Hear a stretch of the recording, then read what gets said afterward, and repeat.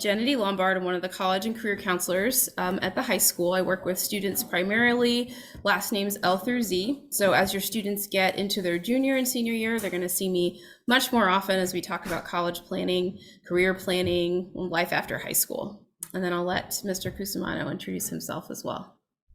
Good evening, everybody. My name is Rick Cusimano. I'm a new counselor to Webster Groves High School this school year. I previously was at St. Louis Public Schools, and for my last 6 years there, I ran their early college program. So I'm kind of transitioning into the early college liaison here at Webster, kind of learning from Jenny how everything works here at Webster, and I'm really excited to talk about the program tonight. Thank you so much for coming. Okay, so in the email that we sent out, you could see that there were a lot of words and a lot of explanations about things that are required in order to enter the program. Obviously, because the students as 16 and 17-year-olds essentially are entering college for the first time, there are some academic requirements for students to be able to have just a minimum level of requirements so that they're able to participate in college coursework beginning in the fall. So the biggest thing is their transcript. So they need to, here's my little assistant, they need to be able to be at a pretty high academic level. And so a 3.5 GPA has been a minimum GPA that we see that students typically are pretty successful with. They also must complete the AccuPlacer math and reading tests. So those are from the community college. So what the community college does with those tests is they place the students in the correct math course, and they make sure that they have a kind of basic reading level to be able to access the curriculum at the community college. Of course, we're going to take a look at student attendance and their disciplinary record from Webster. So when we offer these students a scholarship and we send them off to St. Louis Community College, we want them to represent our school in the very best way. So, your discipline and your attendance typically are a good representation of how you've conducted yourself in high school. And, students with good records there will be more likely to continue those things when they're on a college campus. 2 short essays are written. They're included in the application, which is viewable on that Google document. And then the agreement is signed by both the student and the parent or guardian, which just talks about the expectations and responsibilities of the program. So, things like attendance in college coursework, the expectations, we'll get into more details in just a second, but just some of the requirements that we have for students as they're part of the program. All right. So the application itself, we have open and available for students to fill out. It's on the Google document, so they can work on that and then submit it as soon as they're ready. There's no preference if you get it in, now versus on the 16th, as long as it's complete and thoughtful. Any student who has below a 3.0 or 3.5 should have a recommendation form filled out by 2 teachers, and the link to that form is also listed in the application.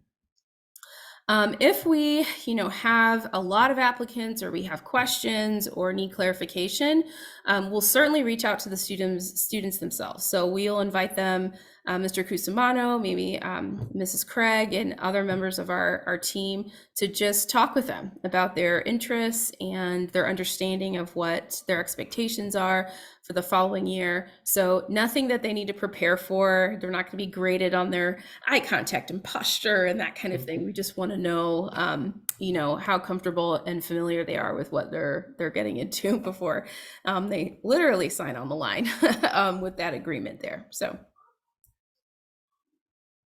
Okay, so with academic expectations in college, essentially these are college students. So these are the same expectations they would have if they were on a college campus in just a couple of years. So they are expected to complete their courses with a C or better to earn their college credit. They will receive those same grades from their college on their high school transcript. So that so basically they're earning a GPA or working towards, credit and a GPA in 2 classes at the same time. So both their high school and their college course. So for example, a student may take, as a junior, typically our juniors take US history. And so the juniors who will start the program in the fall will take US history before and after 1865. And so if they get a B in that course, they'll see US history before 1865, a B on their college transcript, and they'll also see that same course and grade on their high school transcript. We do give weight to all of the classes completed at the community college. So students who are taking the dual enrollment, it is a college course on the campus, so they're able to earn that weighted grade for their high school GPA on their high school transcript once they're complete with the class. We carefully monitor the students as they're working through their college coursework to make sure that they are on track to meet all of their requirements to graduate on time with their senior class at Webster Groves High School. So they're still very much Webster students. They're just taking their classes in a different location. And so all of those same requirements are in place, and we track from semester to semester from the point of registration to completion. We do ask that students provide us with a grade report. So again, as these students, we release them to the college. The college follows their own rules in terms of having, the student's academic record released. So we have midterm grades and final grades, and that's it. And so the students are responsible for keeping up with their own grades through something sort of similar to Canvas, but their banner and their Blackboard, so they can monitor their own grades in real time.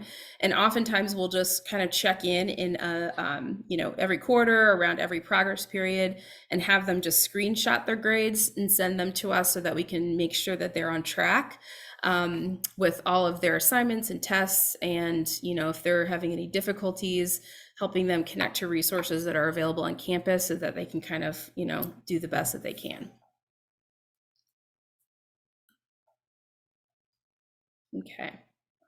The engagement expectations. So even though the students are at the community college, we do have periodic meetings, typically via Zoom with the students.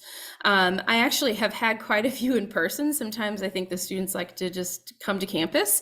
And so they'll just kind of schedule an appointment and pop in and meet with either Mr. Cusermano or I to just kind of talk about how things are going. If they have questions, if they're thinking about, things for college or the following year, they're welcome anytime. So again, they're still our students. We want to make sure that they're okay. But we do require them to check in with us periodically. And typically, outside of major registration deadlines, we really don't contact the parents very much. We very much leave, we let the students lead in their education. We contact them directly, and they do a great job of handling that. And a lot of them, just the maturing that they do through this program and taking a lot of ownership over their education is pretty neat to watch over time. Students are responsible, of course, to manage and maintain attendance and the attendance policies that are set by their courses and their professors at STLCC. So typically a lot more strict than, our high school attendance policies. So, I remember back in college, it was like you couldn't miss more than 3 classes a semester without it having a significant impact on your grade. And so if in the event they have something going on, they do need to take the step to engage with their professors about any, special circumstances, things going on at the high school, whatever it may be, to find out what they need to do to make up work and that sort of thing. Students in this program are responsible for their own transportation to and from the Merrimack campus. So this has worked a couple of different ways for some of our students. We have students who drive, so they will just leave home and attend class at STLCC and follow their schedule that way. We have students who will carpool with one another.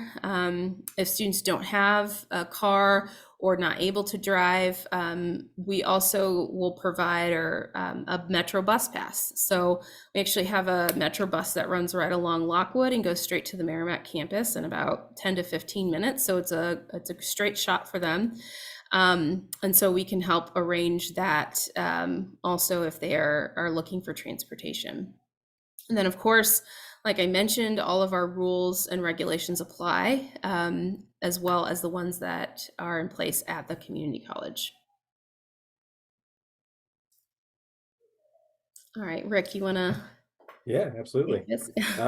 So as far as the financial expectations, so Webster Groves High School does cover the tuition costs for the entire program, which can be up to 17 credit hours for up to 5 semesters. So that would include a summer semester if needed, plus about $500 for books. And that's usually the amount that covers those 17 credit hours. I know it's pretty amazing. You have to spend $500 per semester on books, but that's just kind of where we are now, unfortunately. Now, if for some reason a student was to earn a D or F in a course, and obviously we will take every precaution to make sure that doesn't happen, but they may be responsible to repay the tuition for that course, and any books or fees that were associated with that course. So any food or anything else that they get on campus, if they want a shirt, if they want a bag or something from the bookstore, that's all on the student and the family. So again, we'll cover tuition, books, and fees as long as they pass all their courses. Anything extra or a D or an F, they'll have to cover. And then again, students are responsible for their own transportation to Merrimack, and STLCC does provide that Metro pass if they do need to take the bus.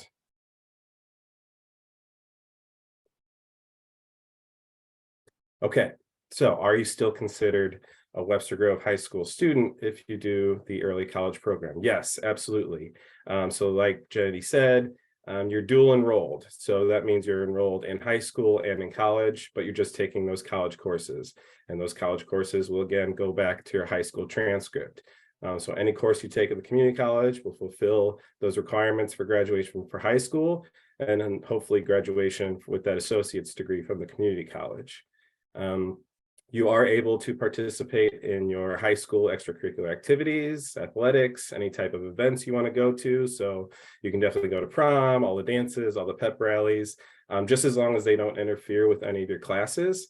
And if there is, like we build your schedule, right? So if there's something you do have to do in the afternoon, we can make sure you get all your classes done in the morning time, or vice versa, right? So if you're involved in something in the morning, or maybe you have to work or something to that effect, we can make sure that the class fits your schedule, but we just got to make sure you're not missing too many classes. There are certain things that happen at the high school, like the junior ACT, service day, graduation, all that kind of stuff, and early college students are definitely able to participate in those. We want to make sure you don't miss out on anything.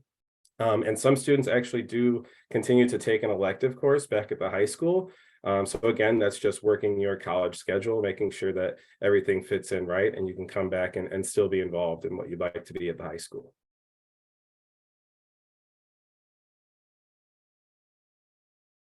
All right, and the all-important question, how does this impact getting into the college that I want to go to? So the goal is that students in the early college program earn their associate's degree while in high school.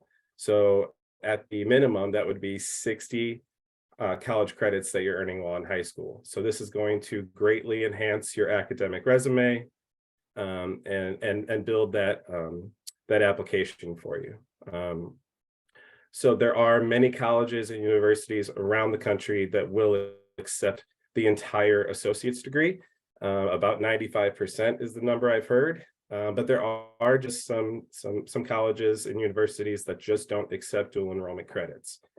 So your Ivy League schools, your highly selective schools like WashU, U Chicago, they just don't accept dual enrollment credits. But being in this program will enhance that academic resume to help you get into those schools. So raising that GPA, showing those colleges and universities that you're ready for college level work because you've already taken it while in high school.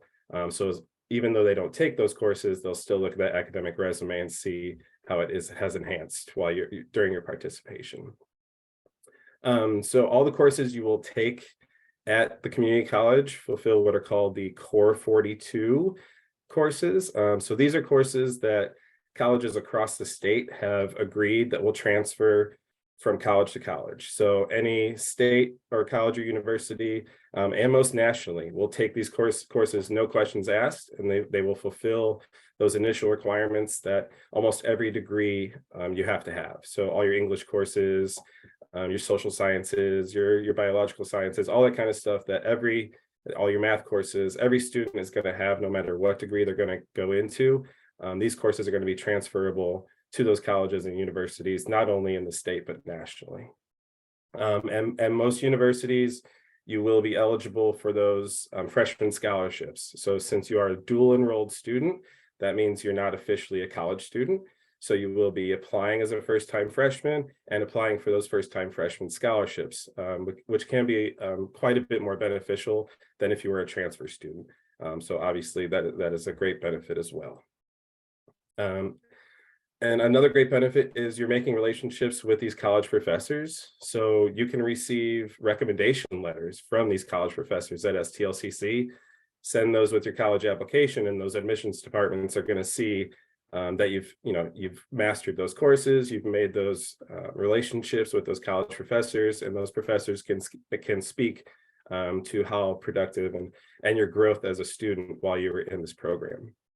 You can also join clubs and activities at the community college. So if you want to be on the paper, join the business club, all the clubs that they have, you can join those. And again, that's just building your academic resume, adding to what you want to show those colleges and universities that you send your applications to. And then you just learn how to be a college student, right? So you learn how to utilize all the resources on the campus, the academic support tutoring center, learn how to talk to an academic advisor, and go to a professor's office hours and learn how to speak to that professor and learn what it takes to be that successful college student. And all of this is going to basically enhance what you look like when you send your academic application to the colleges, and just help in the transition to college in general. So helping you become that successful college student just a little bit earlier.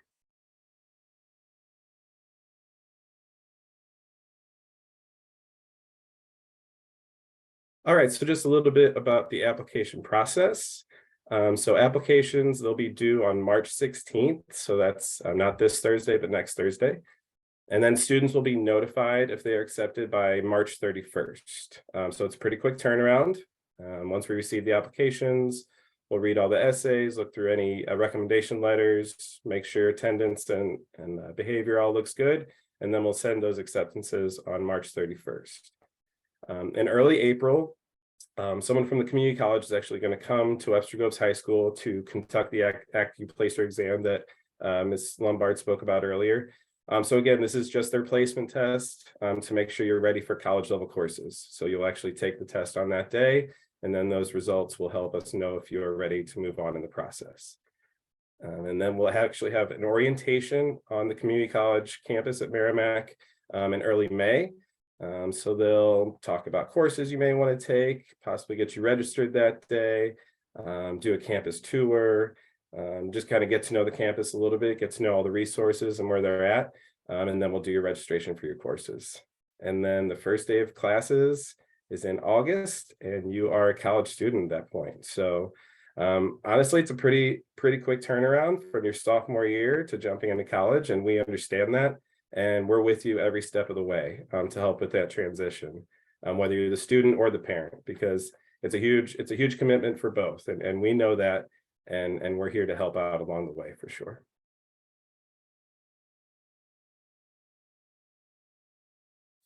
Okay, a few of you have been putting questions in the chat, which thank you so much for that. But we actually wanted to give you all the opportunity to ask any questions you have here with us tonight. And we have Jada. Jada, are you here? Yeah, I'm here. Yes. Okay. So I'll introduce you to Jada. You've probably seen her on the sidelines at the football and basketball games. But Jada's a junior starting the program this year, and has also maintained, if she took a class at our school, she's been involved in extracurriculars. also. So I thought she'd be a great person to just share a little bit about her experience, maybe some highs and lows, right? We've had some growing pains and a lot of great success, and just a little bit about your goals for the future. So just kind of talk and we'll ask you some questions, Jada. Okay, so I'm a junior and I'm also a cheerleader at the high school. I would say I really like the program just because, let's say, how do I say this? I matured kind of quickly, so I kind of already left that high school mindset. So when I joined the early college program, it was just better for me because I like being on my own. I don't really like sitting in a classroom for too long or 5 days out the week. There's that. I did take a class at the high school. I took a study hall so that I could do a lot of my work. The one hard thing that I would say was transitioning a little bit, only because during high school, I didn't really have to put that much effort in doing my work. So when I got to college, it was a bit of a difference. Like I really had to make sure that I was doing my work at home and doing it on time. I couldn't really procrastinate as much as I used to. So that's something that I really had to learn. So I have done better at that. Um, so far, your classes are fine. They're pretty easy. It really just depends on your professor because a lot of them are really old school and they're really strict about the syllabus. And some of them, you really have to get to know them. Like a lot of them are like, if it's in the syllabus, you need to know it. Like they're not going to tell you. You have to read the syllabus. And I'm not gonna lie, sometimes in certain classes I don't really read the whole syllabus. I kind of just read the grading aspect, but they be leaving little hints in there that you need for like your stuff. So like for example, my English class, he leaves a lot of hints in the syllabus. So last week I had to go back and read the whole syllabus to get all the hints so that I can do better on my next paper. So little things like that. Some of my teachers will just tell you automatically what they're looking for and what they expect from you. But for the most part, you're on your own, which I enjoy. Um, oh, my schedule. So I take 5 classes. So that's equivalent to 17 credit hours. So Monday, Monday, Wednesday, and Friday, I have 3 classes. So my first class is at 9 a.m. and my last class ends at 1:45. And then on Tuesdays and Thursdays, I have 2 classes. My first class starts at 11 a.m. and my last class ends at 1:40. And last semester, I only took 4 classes. So then I had 2 classes a day plus the study hall I took at the end of the day at Webster. So pretty easy. Yeah. Sounds easy now. Jada, tell us a little bit about how much time you spend on schoolwork outside of class time. Outside of class, it's a lot. Most of the time, well, now that year is over, I have a lot more time to focus on schoolwork. So now I kind of just go to the library and I just sit there and do all of my work. And they also offer a lot of free tutors. So you have like a math tutor, a science tutor, you have people that can help look at your English papers and just grade them, and because they know all the criteria for all of your classes. Um, Depending on the class and how good I am at the class, it depends. It also depends on how much work they give, because some of my classes I get no homework. It's all in class work. So I would say on average, I spend about 5 to 6 hours after school doing homework. It really just depends on that day, because some things I can get done in like an hour and some things take two. So especially if you want to be ahead, because they do give you like a calendar, so you know when everything is due and like how to do it. They kind of just set everything up. So if you want to work in advance, you can. That's typically what I like to do, and that's what I did last semester. So then I wasn't so caught up on work during the cheer season. Uh, they do have evening classes. I don't take any. I don't know if any other students take any night classes, but I don't, only because I had cheer and I'd rather be at home when it's dark outside than walking on the campus. Yeah, that's about it. We have had, I've had a couple of students who have taken some online classes. So unfortunately, we had a cohort of students that started in the fall of 2020 for the first time as juniors, totally online. And so they had to adjust to that also. But I feel like you all, Jada, you guys learned that skill real quick, like how to take an online class. Yeah. And so that is also an option. So basically anything in the course catalog at STLCC is fair game for course selection. So we're not too picky about it, as long as you're, have good Wi-Fi, because that's what you'll need to get everything done on those online classes. Hey Jada, just one question.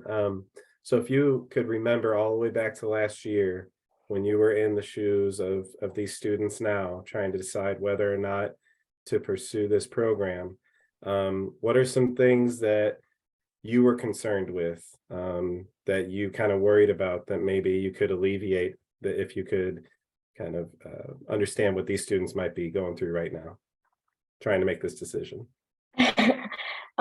I would say something I was worried about was feeling like I wasn't ready enough, because I was only a sophomore. Although I had like the mindset of like working hard and basically an older mindset, mature mindset, I really felt like I wasn't ready.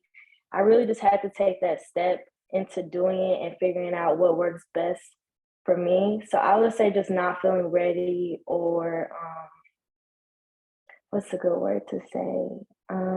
Like prepared, like the high school, if they prepared me enough to be in a program like that. Another thing I worried about, which this is kind of a kid thing, was just like making friends and talking to people and not feeling like really lonely. I would say I made 2 friends on campus, and the only thing that's kind of weird about it is that everyone in your class is most likely older than you. So you would have friends that's probably like 19, some are 20. So yeah, sometimes you'd be like, you're way older than me, but like they can help you with your work. I don't meet with any of my friends outside of campus, but if you make those good connections with people on campus, you can definitely do better in a lot of your classes.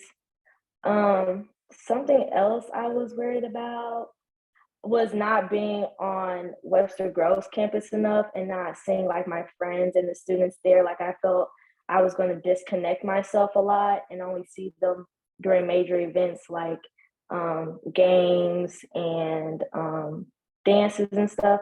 Because when you're an early college student, you can attend the pep rallies, but you really don't go just to attend the pep rally because the schedule's all wonky. But I had to be there because I was a cheerleader. So I guess that was my leverage of getting into the school all the time, was because I was a cheerleader and I was able to maintain those relationships. But if you don't do a sport, I feel like you really have to make an effort to really go to campus or to see your friends and go to games. Like those things would be more important. And that made me think of like my mom. She was just like, I wish I went to more high school events or did all these other things. It really makes you think about that. Like, man, like now I need to go to all these things just to see the people that I enjoy the most. So, yeah, that's about it. That's great. Does anyone else have any more questions for Jada or Mr. Cusimano or I about the program? We answered a couple in the chat about, or have students just decided to come back to Webster? Yes and no. We have had, so we've done the program for about 4 years now, and we've had probably two that ended up coming back full time to Webster for various reasons. Um, I would say right now, the seniors that we have, 2 of the 4 take a partial schedule at Webster and a partial day at STLCC. and they kind of have different reasons for that. I have one of our students takes German, and so they don't offer German at STLCC, so he opted to take it at Webster, and so he just schedules around that. And some of those other smaller electives we require for graduation, like PE, health, personal finance, some of those are not offered in the same format as they are at Webster, so it's easier to just take a class at Webster at the end of the day to fulfill that requirement. So it really just depends, but we really kind of, everybody's schedule looks a little bit different, and we work with them to make sure they're progressing, doing well, getting their graduation requirements done, and they're happy. So. No, I did not take Algebra 2 before starting the program. I actually took geometry. When you take the math test, it places you into like what math you should be in. So now I'm in like algebra, something pre-calc after I took 140 last semester. Something I wish I'd known differently or done differently. That's kind of a hard question. I would say something I wish I would have done differently that I'm still working on now, or like would have known, is like how to have better studying techniques, because some of your classes, they don't post the notes. Like you have to take notes in class. And so if you're not a good note taker, it's really hard and you have to study off those notes. So if they're not correct, you basically learned the wrong thing. So I would just say I wish I would have known how to take better notes and better test taking skills for the program.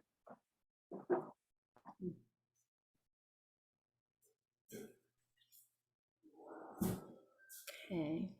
And then I think I saw a question in there that kind of like what makes a successful student or what makes us a successful applicant.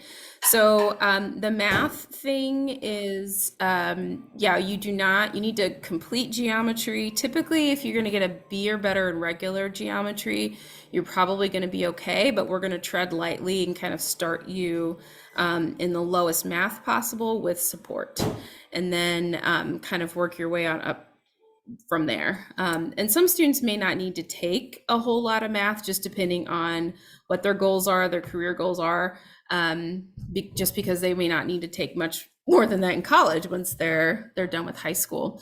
In general, the students who do the best have really good self-advocacy skills. So they're not gonna hesitate to email their professor, talk to them after class. They can navigate a campus pretty easily on their own, ask questions, that kind of thing. So those other kind of soft skills really can make the difference between a student's success on the college campus, just because they are doing so much of it on their own. We do try to, in our weekly meetings and that kind of thing, or at the beginning, we try to talk a lot about how do I write an email to my professor, and we try to teach them some of those things to help them along if they're struggling. But some of those soft skills beyond the academic stuff is pretty important too. Rick, you have anything to add before we wrap up? No, I mean, I think you pretty much covered it. One thing I would say is just that time management piece. And you learn that real quick. Like Jada said, how to utilize that free time that you have. You have to stick to the books when you can. We understand that people are involved in extracurricular activities, or maybe they have to work, but you really have to put the time in and understand how to utilize that free time and those resources. But again, we talk about all that stuff all the way through, but definitely at the beginning to make sure that you learn those skills as soon as possible, for sure. There was another question that sort of addressed like how does a partial schedule work? I will say the program is intended for a student to be there full time. So to be and taking the majority of their courses at STLCC. So that's the sort of student that we're looking to select for the program, who's going to really maximize what they're able to do at the community college. And then, if obviously it's band or it's German or something that you wouldn't wouldn't be able to get at STLCC, then that would be okay. We could try to schedule for that. As for lunch and like being at Webster, if you are not scheduled in a class, you're not really supposed to be. So if like the students come up for an in-person meeting or they have something, typically it's an appointment. They have to check in at the front desk, show their ID and check in almost as a visitor so that we know they're in the building in case of emergency. So coming up for lunch, we would not encourage that just to see friends and that kind of thing, just because we wouldn't have any way of knowing that the student was in the building for lunch. So that's just a safety issue there. All right. Well, thank you so much for your time this evening. I know conferences are going on this week, but we wanted to make sure you all had the opportunity to hear a little bit about the program. And of course, just to put a face to the name you see on the applications, feel free to reach out to me or Mr. Cusimano with any questions you might have about the program or the application. I've had a few students stop by themselves, which I love to talk to them about the program too. So if you need anything, just let us know. But thanks for coming. Have a good night, everybody.